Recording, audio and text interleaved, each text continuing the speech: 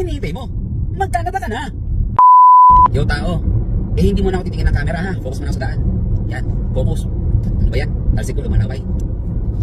Anyway, ay konting reality check lang. Reality check lang. Totoo naman na dollars ang kinikita namin dito. Na kung saan, pagka kinonvert mo sa Pilipinas, pwede umabot ng 6 digits. Wow! 100,000 minimum. Totoo naman, na kumikita kami dito kada oras. At kung walang oras sa trabaho mo, after 8 hours of working, goods na. Pahinga ka na. Totoo naman na nabibili namin yung gusto namin. Napakadaling bumili dito. At ayan, kita mo naman.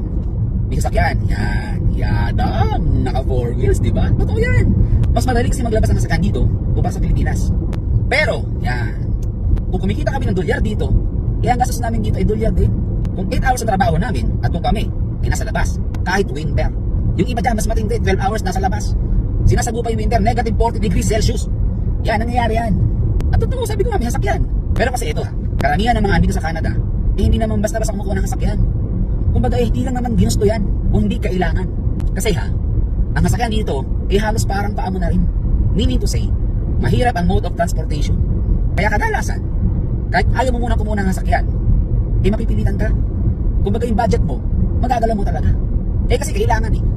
Kaya, ano pa hinihintay mo? Mag-Canada ka na.